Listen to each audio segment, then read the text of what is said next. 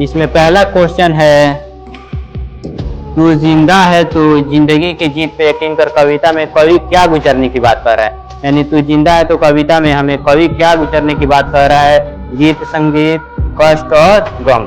तो इसमें कवि कह रहा है कि कष्ट और गम के दिन क्या हो जाएंगे, तो कष्ट और गम के दिन गुजर जाएंगे। यानी पहला का आंसर हो जाएगा ऑप्शन नंबर बी, कष्ट और गम के दिन क्या हो जाएंगे, कष्ट और गम के दिन गुजर जाएंगे।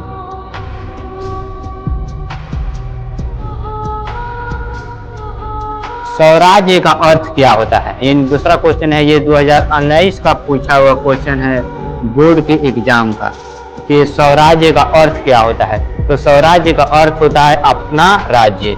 यानी अपना राज्य का मतलब क्या होता है, स्वराज्य। स्वराज्य को बोलते हैं जो अपना राज्य होता है उसे हम बोलते हैं स्वराज्य। तो ऑप्शन नंबर डी इसका क्या हो जाएगा, आंसर हो जाएगा।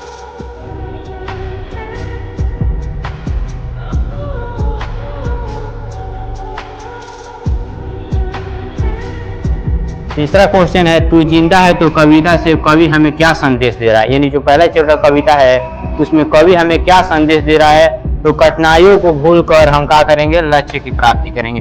यानी जितनी भी कठिनाई हमारी जिंदगी में आएगी उसको हम भूल जाएंगे और अपने लक्ष्य की क्या करेंगे, प्राप्ति करेंगे। तो ऑप्शन नंबर ए इसका क्या हो जाएगा, तो ऑप्शन नंबर ए आंसर हो जाएगा।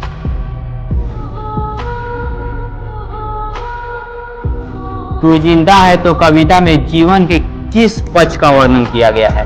यानी पहला चैप्टर कविता में हमें कवि किस पक्ष का वर्णन करके बता रहा है, तो उसमें बताया है आशावादी। यानी ऑप्शन नंबर बी का हो जाएगा, तो ऑप्शन नंबर बी इसका आंसर हो जाएगा, आशावादी पक्ष का वर्णन किया गया है तू जिंदा है तो कविता में।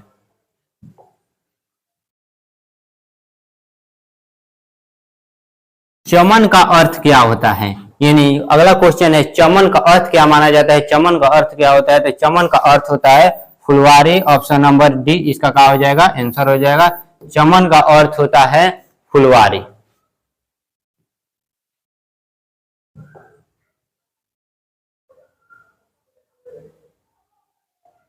तू जिंदा है तो कविता में किसके सर कुचलकर हम साथ चलेंगे। यानी तू जिंदा है तो कविता में किसके सर कुचलेंगे और आगे बढ़ेंगे, तो हम मुसीबत के सर कुचल देंगे और अपने लक्ष्य की प्राप्ति के लिए आगे बढ़ेंगे। यानी ऑप्शन नंबर सी इसका क्या हो जाएगा, आंसर हो जाएगा, ऑप्शन नंबर सी।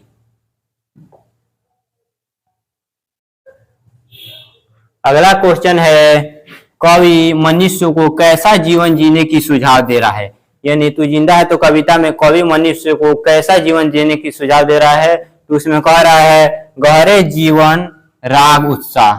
यानी गहरे जीवन राग और उत्साह को जीवन जीने की क्या कर रहा है, सुझाव दे रहा है।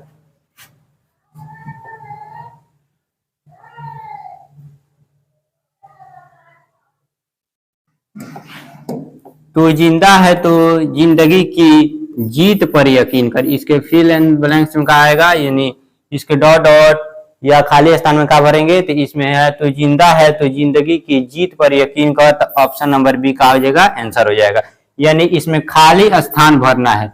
तो कविता है तो जिंदा है तो जिंदगी की जीत पर, यानी किस पर, तो जीत पर यकीन कर। जीत कहाँ पे दिया है, जीत दिया, ऑप्शन नंबर बी इसका क्या हो जाएगा, आंसर हो जाएगा। इसी तरह एग्जाम में खाली स्थान दे देगा भरने के लिए, कविता में कोई पंक्ति उठा देगा, आप पंक्ति उठाकर उसमें से कोई वर्ड गायब कर देगा, बताएगा, पूछेगा आप लोगों से कि इस वर्ड को भरें।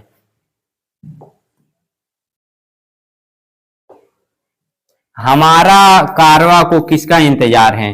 यानी हमारा कारवा किसका इंतजार है, तो कारवा को किसका, मंजिलों का इंतजार है। तो ऑप्शन नंबर सी का हो जाएगा, इसका आंसर हो जाएगा। यानी हमारा कारवा को मंजिलों का इंतजार है, इसका आंसर होगा ऑप्शन नंबर सी।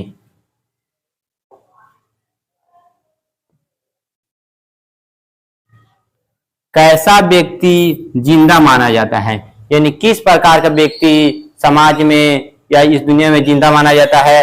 निराशा रहित, घमंडी, स्वाभिमानी कोई नहीं। तो जो स्वाभिमानी व्यक्ति होता है वो इस संसार में या हमारे समाज में क्या माना जाता है, जिंदा माना जाता है। तो इसका आंसर हो जाएगा ऑप्शन नंबर सी।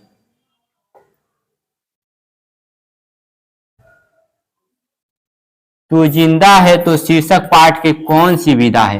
यानी तू जिंदा है तो जिंदगी की जीत पर यकीन कर, ये कविता है, कहानी है, निबंध है या डायरी है। तो ये क्या है, एक प्रकार की कविता है।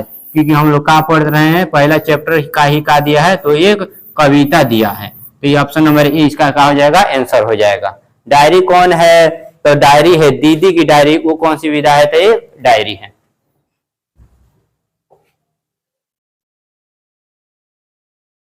अगला क्वेश्चन है, तू जिंदा है तो कविता के कवि कौन है, यानी पहला चैप्टर का जो कविता है उसके लेखक कौन है, तो उसके लेखक हैं शंकर शैलेंद्र। उसके लेखक कौन है, तो उसके लेखक हैं शंकर शैलेंद्र। आप लोग बताइए लोग, ईदगाह चैप्टर के लेखक कौन है, यानी दूसरा चैप्टर है उसके लेखक कौन है, आप लोग कमेंट बॉक्स में बताइए लोग ईदगाह चैप्टर के लेखक कौन है। अगला क्वेश्चन है, विनाश के बाद क्या होता है, यानी विनाश के बाद क्या होता है, तो विनाश के बाद नव निर्माण होता है, पुनः उसकी क्या होती है, स्थापना होती है, नया जीवन उत्पन्न होता है, नए नए चीजों का आविष्कार होता है, नए नए चीजें उगती है। तो विनाश के बाद क्या होता है, विनाश के बाद नव निर्माण होता है। नव निर्माण का मतलब होता है उसका क्या होता है, पुनः स्थापना होता है। तो इसका आंसर क्या हो जाएगा, तो इसका आंसर हो जाएगा ऑप्शन नंबर ए। ये था पहला चैप्टर, तू जिंदा है तो जिंदगी की जीत पर यकीन का मोस्ट वीवीआई ऑब्जेक्टिव, जो आने वाले 2025 के बोर्ड एग्जाम में का था, बहुत इंपॉर्टेंट था, इसमें से लगभग क्वेश्चन आ सकता है। अगला चैप्टर हम लोग ईदगाह का मोस्ट वीवीआई ऑब्जेक्टिव लेकर आएंगे लोग।